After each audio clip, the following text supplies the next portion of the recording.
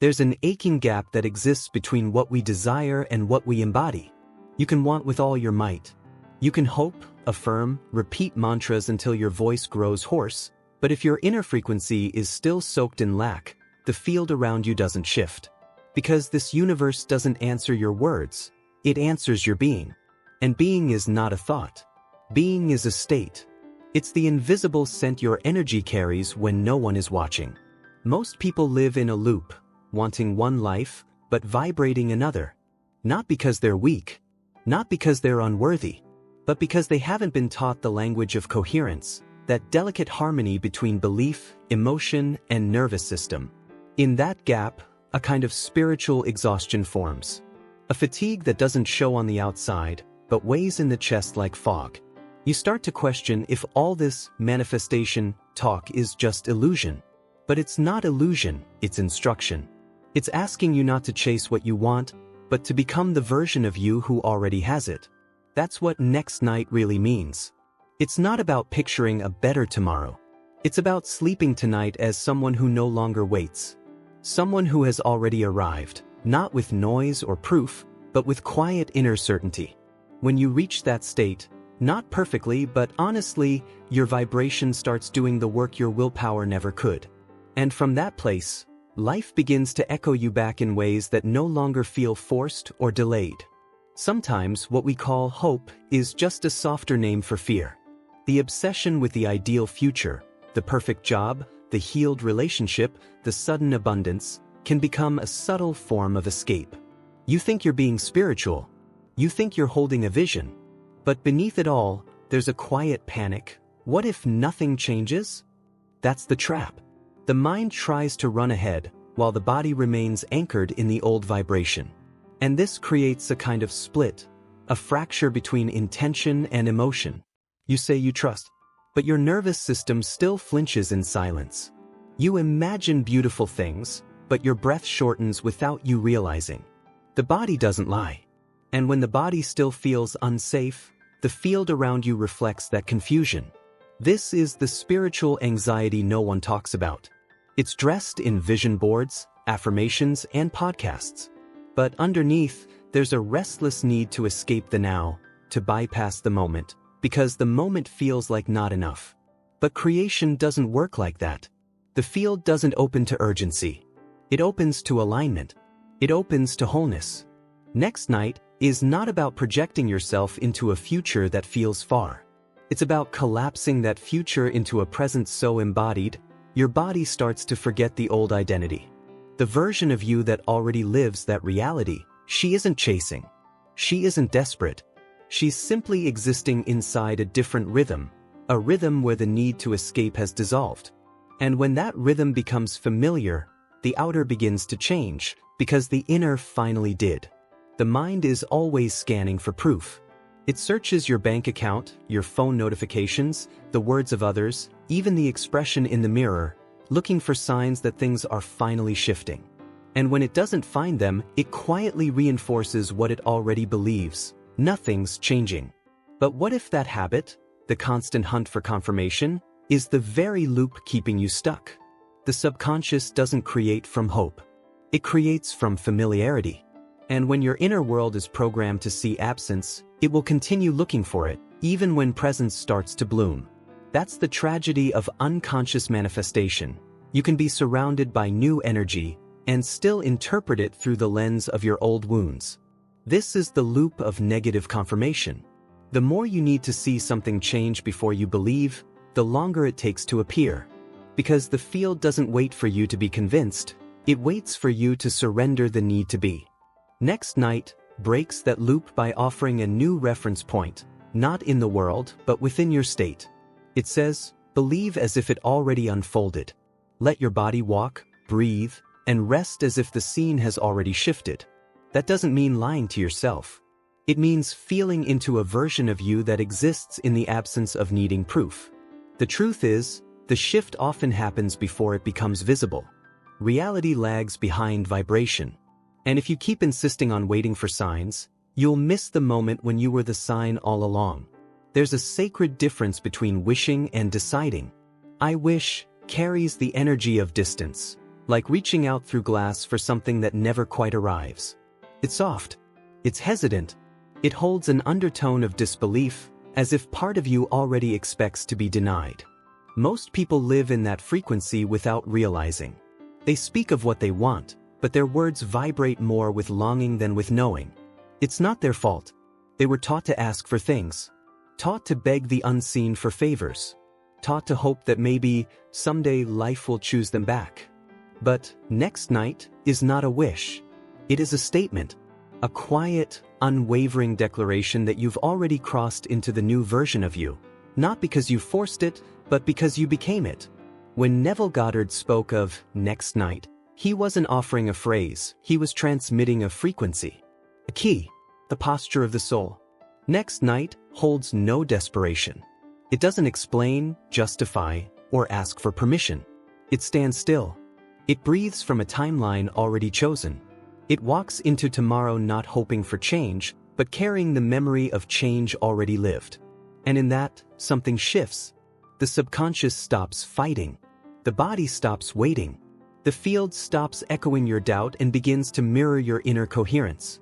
You stop speaking like someone trying to persuade the universe, and start existing like someone who already heard the answer. That's the medicine hidden in these two small words. They don't try to convince life. They simply assume the scene has already shifted, and allow the rest to catch up. And here's what's often missed. The universe is not delaying anything. It's waiting for you to align with what you already asked for. Not just intellectually, but vibrationally, emotionally, biologically. When your system feels the new reality as already real, you stop rehearsing it and begin to embody it. That's the difference between wishing and becoming. And next night is the door. Beneath every repeated day, every emotional pattern, every seemingly random moment of your life, there is a script being played. And it wasn't written by your conscious desires. It was written, long ago, by impressions you didn't even know were being recorded. By words said to you when you were too young to defend your worth. By glances that made you shrink. By experiences that quietly told your nervous system, this is how life is. This is what love feels like. This is what you can expect. Bruce Lipton calls this the subconscious mind, the autopilot that governs up to 95% of your actions, emotions, and decisions.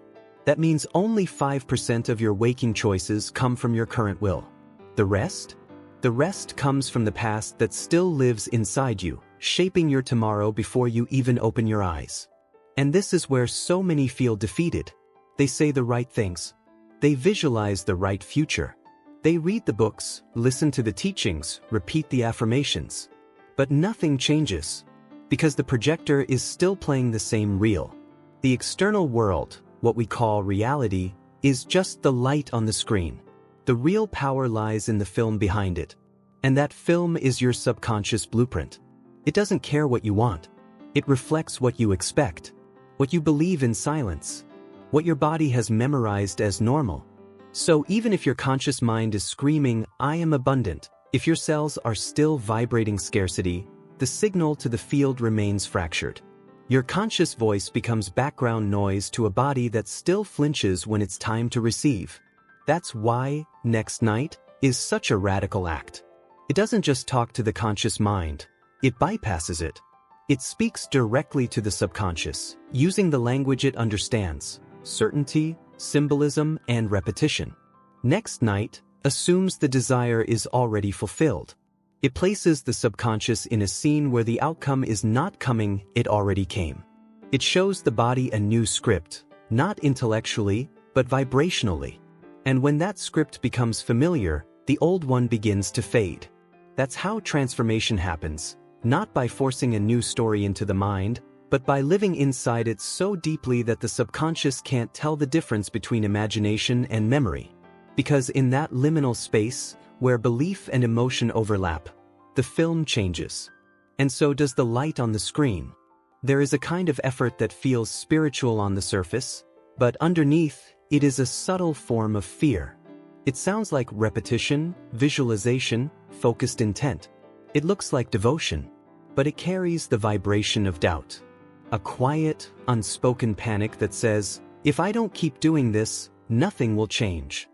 It's the energy of trying to persuade the unseen, trying to force the divine hand, trying to make the universe believe you are ready. But the truth is, the universe doesn't need convincing. It needs coherence. And coherence cannot be faked. You can say the right things with your mouth, but if your energy is soaked in effort, if your nervous system is wired in desperation, the message will always be mixed. The quantum field doesn't respond to your voice. It responds to the signal beneath your voice. This is the mistake most don't realize they're making. They're negotiating with the invisible as if it were a reluctant parent. They're performing alignment, hoping to be chosen, hoping to finally be worthy of receiving. But true creation isn't about proving anything. It's about returning to the truth that you were always aligned. You just forgot. You don't need to prove you're ready. You need to become the version of you who already lives in the aftermath of the miracle. The one who no longer needs signs. The one who no longer needs confirmation. Because they are already on the other side. Next night is a portal into that identity. It isn't begging. It isn't asking. It's not even affirming in the traditional sense. It is resting into a frequency so familiar, so embodied, that it no longer needs to be said out loud. This is the paradox. When you stop trying to make the shift happen, it happens faster. Not because you gave up, but because you stopped leaking energy through your fear. When you enter the vibration of next night, you are not asking for change. You are standing in the memory of change already integrated. That is the true prayer, not the words spoken with urgency, but the vibration held with silent conviction. When the subconscious feels that you are no longer in negotiation, when the body stops bracing for delay, the field rearranges itself around your new truth. Not as a reward, but as a mirror. We are taught to think of time as a straight line, past behind us, future ahead, and the present as the narrow space in between. But time, in the quantum sense, doesn't work like that. It bends. It echoes. It folds in on itself. Every possible version of you already exists in a kind of vibrational archive, waiting not for the right moment, but for the right frequency. This is why next night is more than poetic language. It's a symbolic key that collapses time, pulling tomorrow into today, and asking your system to respond not to what is, but to what already exists in another layer of now. When you say, next night with the right vibration, you're no longer measuring time by the clock. You're measuring it by the coherence of your being. And in that space, waiting ends, not because something happened, but because something aligned. It's not about pretending the new has arrived. It's about embodying the version of you who no longer waits for it to arrive. That subtle shift, from longing to embodiment, is what collapses vibrational time. It tells the subconscious, we're done waiting. We're done rehearsing. We're now remembering. And as the body begins to respond to that inner memory as if it were present reality, it activates new neurological patterns, new hormonal signals, new emotional landscapes. These changes aren't imagined, they're biologically real. You are no longer just thinking differently. You are becoming different. And in that becoming, time folds. The future stops being a distant hope and becomes a present frequency. Next night becomes a moment not of dreaming, but of arrival. There's a reason why change feels hard, even when we believe we're ready for it. It's not because the mind is unwilling, it's because the body remembers. The body is not just flesh and function, it's a living archive of every emotional imprint you've ever absorbed. And most of those imprints were formed before you had words to explain them. This means your body might still be rehearsing abandonment, scarcity, failure, even when your thoughts speak of success. That dissonance is not a flaw. It's a mismatch between memory and intention. And this is where symbolic language, like next night, becomes essential. It bypasses logic. It speaks directly to the emotional body in a way pure thought never could. It tells your inner world, the shift already happened. The outcome is no longer pending. You can stop bracing. You can breathe. When you use intention not just to think something new, but to feel as if it's already real, you activate what some call neuroplasticity, but what is, on a deeper level, emotional recoding. You are not merely repeating a phrase. You are giving the body a new role to play, a new vibration to remember. And when the body starts to feel the reality before it sees it, it begins to release the emotional past. You are no longer a prisoner of what was. You become a carrier of what already is, even if no one else sees it yet. Next night isn't just an idea. It's a rehearsal of identity, a practice of returning to a version of you that your soul never stopped knowing, but your body needed time to catch up to. Imagine this. The curtain is drawn, the lights have shifted, and a new scene has been prepared for you. Not metaphorically, vibrationally. The moment you aligned your heart with a future version of yourself, the universe responded, not with delay, but with orchestration. It began setting the stage, adjusting the scenery of your life to reflect what your soul had already declared as real. But here's the paradox. Just because the set has changed, doesn't mean you've stepped onto it. Many stay behind the curtain, still wondering if the change is real, still questioning their readiness, still rehearsing the lines of the old character they've outgrown. Next night is the gentle hand that pulls that curtain back, not with force, but with presence. Because the truth is, the new version of your life is not waiting for you to earn it. It's waiting for you to recognize it. Recognition happens not through effort, but through vibration, through stillness, through becoming so familiar with the frequency of what you asked for that stepping into it feels like returning home. This is not about doing more. It's about being the one who already belongs in the scene that has been written for your becoming. Next night whispers, the scene is not being built, it's built. The stage is not being imagined, it's ready. The only thing still shifting is your belief that it's possible. And once your system starts to believe it's not only possible, but normal, everything around you adjusts to match that quiet inner knowing. The stage of life responds to vibration, not virtue. It responds to who you are in silence, not who you perform in public. When you walk into the symbolic next night of your life with the posture of someone who has already arrived, reality has no choice but to meet you there. It cannot contradict the vibration of embodiment. That's not philosophy. It's physics. And it begins not with a plan, but with a posture. No matter what you say, no matter what you want, your electromagnetic field speaks louder. It is the sum of your beliefs, your emotions, your memories, and your most private expectations. Joe Dispenza often reminds us, the heart emits the strongest electromagnetic signal of the body. And it doesn't broadcast what you wish for, it broadcasts what you feel is true. That means you can perform positivity, you can recite powerful mantras, you can even smile through pain, but if your emotional field is saturated with fear, doubt, or unworthiness, the signal doesn't match the intention. And when there is incoherence between what you ask and what you expect, the field answers the stronger vibration. It always does. It always will. Next night is not a mental game. It's an energetic realignment. It is the moment you stop sending out the frequency of "I hope" and begin radiating the essence of "I am." You don't have to feel it perfectly. You just have to feel it honestly. You just have to step into the vibration of already having, already becoming, already being. That shift doesn't happen through force. It happens through surrender. Through soft, consistent embodiment. Through choosing to end each day as if your soul already crossed into the new timeline. Not because you're pretending, but because part of you knows it's already here. The magnetic field cannot be manipulated, it must be aligned. It must be attuned to the reality you wish to live in. When that happens, you stop chasing miracles and start witnessing them. Not as surprises, but as echoes. Natural reflections of the state you've been nurturing quietly, patiently, inwardly. And that's where everything changes, not because the world finally gave in, but because you finally stopped hiding the signal of your becoming. There is a moment, subtle, quiet, often unnoticed, when the shift truly happens. Not outside, not in your circumstances, not even in the people around you, but within. A moment when the body relaxes its guard, the mind stops reaching, and something deeper simply allows. It's in that allowing that everything you've been seeking begins to find its way to you. Not because you chased it down, but because you became the version of you that no longer vibrates as someone waiting. The version who rests in what Neville Goddard called the wish fulfilled.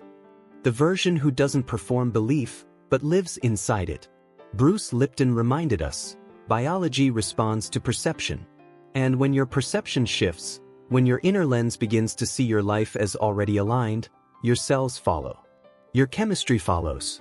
Your field follows. It's not metaphor. It's embodiment. Next night is the phrase that carries that embodiment. Not because the words are magical, but because the vibration behind them is. When you say, next night, and feel the weight of the old identity fall away, when you whisper it as a gentle reminder that you've already stepped into the after, something changes in the field around you. Because the field is not separate from you. It is you, extended into space and time. So tonight, when the world grows quiet, let the version of you who already received lead the way. Let your body rest as if the prayer was answered. Let your breath slow, not from waiting, but from remembering. And as you fall asleep, let the curtain close on the life you no longer need to perform. The next night has already begun.